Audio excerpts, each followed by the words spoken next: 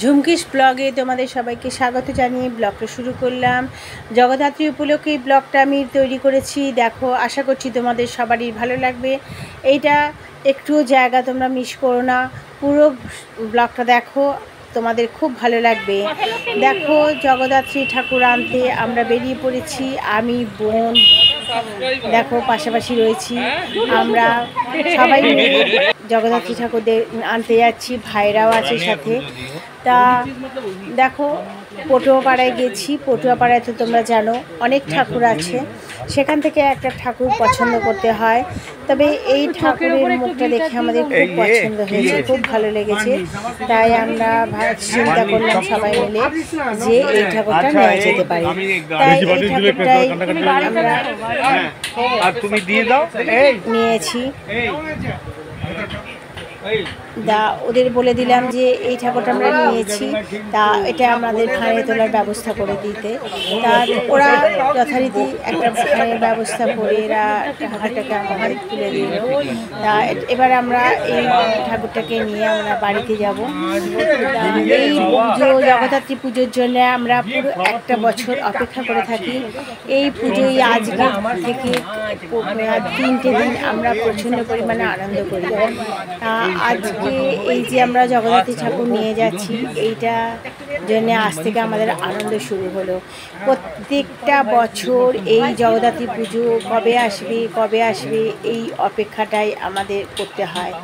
আর আগের দিন থেকে প্রচণ্ড পরিমাণে আনন্দ হয় যে জগদ্ধাত্রী পুজো এসে গেল, জগদ্ধাত্রী ঠাকুর আনতে যেতে হবে। দেখো, যথারীতি জগদ্ধাত্রী ঠাকুর নিয়ে আমরা বাড়ির কাছে এসে পৌঁছে গেছি। আর আমাদের বাড়িতে যে কাকিমারা আছে, কাকিমারা ওরাই তো বয়স্ক মানুষ, ওনারাই এই ঠাকুরকে বরণ করে নিয়ে এলেন। এবার আর এই যে শাঁখ বাজাচ্ছি আমার মেজো কাকিমা, নকাকিমা, এরাই ঠাকুর বরণ করে নিয়েছে। এবার ঠাকুরটাকে বাড়ির মধ্যে নিয়ে যেতে হবে। আমাদের বাড়িটা প্রায় 350 বছর বাড়ি, কিন্তু তোমরা ওপর থেকে দেখলে কিচ্ছু বুঝতে পারবে না। কিন্তু শুধু বুঝতে পারবে আমাদের, দেখো সদর দরজাটা এখনকার দিনে এত বড়, সামনে এত বড় সাঁকো বা সদর দরজা এগুলো কিছুই থাকে না। এগুলো পুরনো বাড়িতে বা সাবেকি বাড়িতে এগুলো থাকে। দেখো, আস্তে করে সদর দরজা দিয়ে আমাদের ঠাকুরটাকে ঢোকানো হচ্ছে, যাতে ঠাকুরের কোনো অংশে কোনো ক্ষতি না হয়ে যায়। তোমরা এই বাড়িটা দেখলে বুঝতে পারবে যে বাড়িটা এখনকার নয়, অনেক বছরের পুরনো বাড়ি। আর যথারীতি এই পুরনো বাড়িগুলো সবই পরিবারগার বাড়ি হয়। এই বাড়িতে, পুরনো বাড়িতে একটা ঠাকুর দালান থাকে, যেখানে ঠাকুর এনে, ঠাকুরেরই ঘর, ওইখানে ঠাকুর প্রতিমা নিয়ে এসে রেখে পুজো করা হয়। আর ভেতর বাড়িটা আমাদের এদিকের গেট দিয়ে ঢুকতে হয়। ভেতর বাড়িতে এটা আমার ঠাকুর দালান। আমরা ঠাকুরটাকে নিয়ে এসে উঠোনে রেখেছি, এবার ঠাকুর দালানে ঢুকিয়ে দেবো। আর দেখো আমাদের বাড়িটা তোমরা দেখে নাও, বাড়িটা কী সুন্দরভাবে সাজানো হয়েছে। সামনে দেখো এই জমিগুলো, আমাদের পুরো বাড়িটা আমাদের সাজানো হয়েছে। আর বাড়ির ভিতর ঠাকুর দালানের সামনে দেখো উঠোন আছে। এই উঠোনে সোফা পাতা হয়েছে, লোকেরা এসে বসতে পারবে পরের দিন পুজোতে। আর এই দেখো, এই বাচ্চারা সন্ধেবেলা ঠাকুর এসে গেছে, আলো জ্বলে গেছে, চারদিকে আলোর ফোয়ারা। আর বাচ্চাদের মনেও খুব আনন্দ, আমাদের মনে তো প্রচণ্ড আনন্দ হচ্ছে। আমরা বড় হয়ে গেছি তাতেই, কিন্তু বাচ্চাদেরও খুব আনন্দ। তারা এরকম খেলা, বেলুন নিয়ে খেলতে শুরু করে দিয়েছে। আমিও বড় হয়ে গেলেও যে বাচ্চাদের মতনই হয়ে গেছি, আমিও খেলাধুলা শুরু করে দিয়েছি ওদের সাথে। তা কিন্তু কিছু করার নেই, ঠাকুরের গয়নাগুলো পরাবার জন্যে ডাক এলো যে ঠাকুরের গয়নাগুলো সব পরিয়ে দিতে হবে। তা চলে এলাম, আমি আর আমার ভাই মিলে ঠাকুরের গয়নাগুলো সব পরিয়ে দিচ্ছি। মুকুট পরানো হয়ে গেছে, কিন্তু এবার চুটটা পরাবো। চুটটা এটা খুলে ঠিক মতন খুলতে পারছি না, তা আমায় হেল্প করে দিচ্ছে আমার ভাই। যথারীতি ঠাকুর সাজানো হয়ে গেছে, রাত কেটে গেছে, পরের দিন সকাল পুজো শুরু হয়ে গেছে।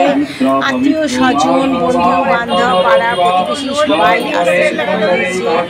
এবার দেখো বাড়িটা কি পরিমাণ সাজানো হয়েছে সুন্দর করে। সকালে ঠাকুর পুজো শুরু হয়ে গেছে, বারণ ঠাকুর এসে গেছে, ফল কাটা হয়ে গেছে, দেখো ঘট বসানো হয়ে গেছে, ঠাকুরের প্রাণ প্রতিষ্ঠা হয়ে গেছে। আর সামনে ঠাকুরের সামনে আমার ঠাকুমা দাদু এদের ছবি দেখা হয়েছে। এবার পুজো হচ্ছে,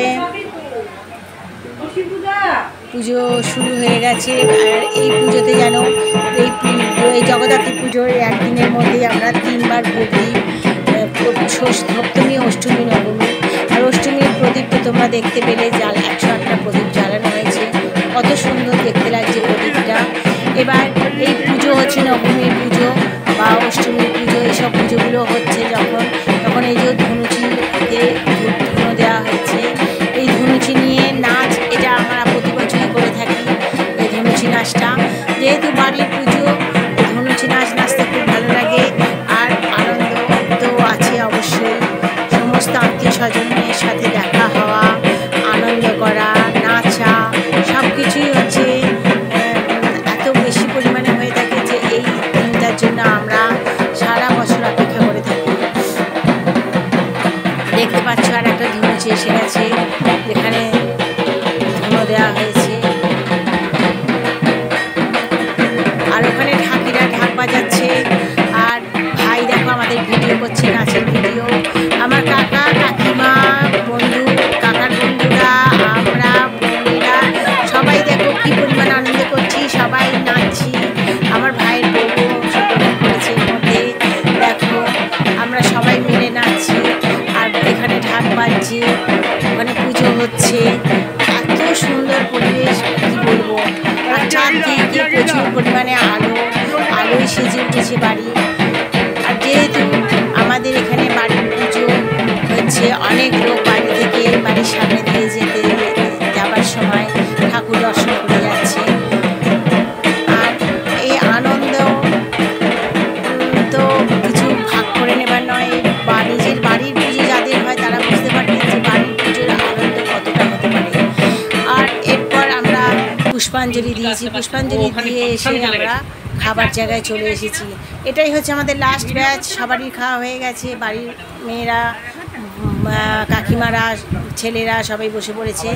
দেখো খাবার খেতে বসে পড়েছি, খিচুড়ি ভোগ হয়েছে, খিচুড়ি, অন্নভোগ, পোলাও, আলুর দম, ছানার ডালনা, এসবই রান্না হয়েছে আমাদের এখানে।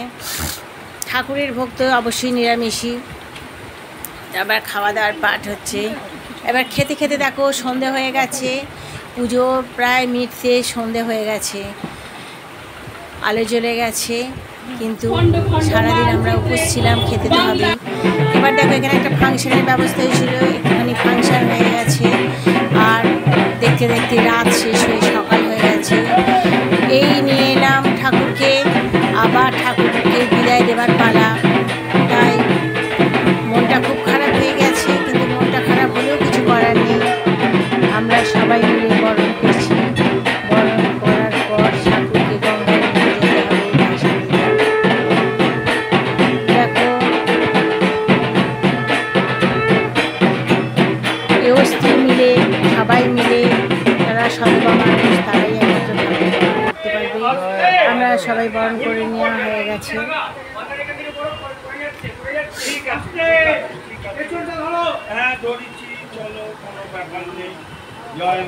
আমাদের দেখো আস্তে আস্তে ঠাকুরকে বার করা হচ্ছে। তোমরা জানো ঠাকুর ঘর থেকে ঠাকুর দালান থেকে বার করতে গেলে অনেক ধরনের সময় লাগে। এবার দেখো ঠাকুর বরণের পর আমরা সিঁদুর খেলায় মেতে উঠেছি। সবাই বোন, মেয়ে, কাকিমা, বন্ধু বান্ধব সবাইকে আমরা সিঁদুর পরিয়ে দিচ্ছি। সিঁদুর খেলা এটা আমাদের ঠাকুর বরণের পর সিঁদুর খেলা তো প্রত্যেক পরিবারে হয়ে থাকে, সেটা তোমরা সবাই জানো। বাড়ির পুজো হোক বা পাড়ার পুজো, সব জায়গাতেই বরণের পর সিঁদুর খেলা একটা হয়ে থাকে।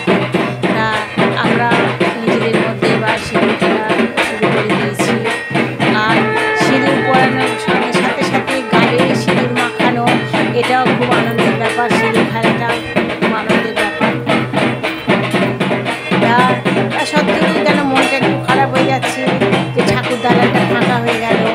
মা ছিল সেখানে, বাড়িটা অন্ধকার হয়ে গেল, মা এবার চলে যাবে। দেখো আমরা সবাই সিঁদুর খেলার পর একটা গ্রুপ ফটো তুলে নিলাম। তোমরা দেখো আমাদের ছবিটা কীরকম হয়েছে, আশা করছি তোমাদের ভালো লাগবে সবারই। টাটা।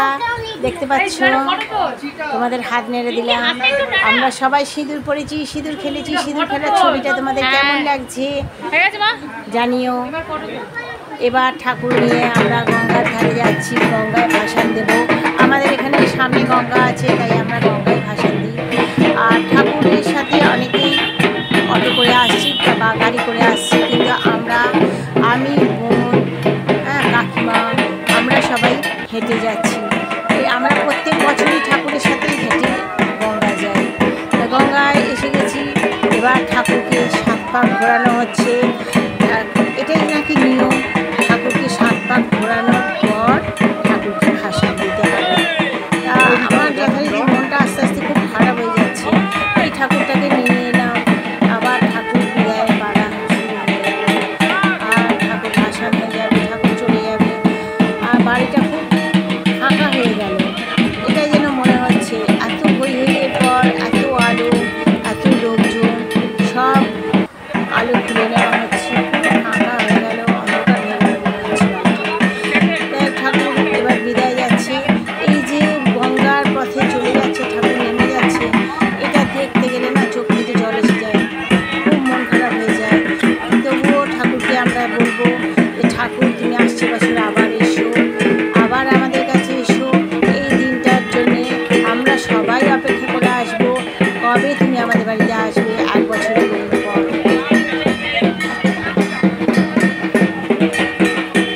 তাই দাঁড়িয়ে আছি, ঠাকুরকে বিদায় জানাবার জন্য আমরা সবাই গঙ্গার ধারে উপস্থিত হয়ে গেছি। ঠাকুর জলে পড়ছে এবার আস্তে আস্তে।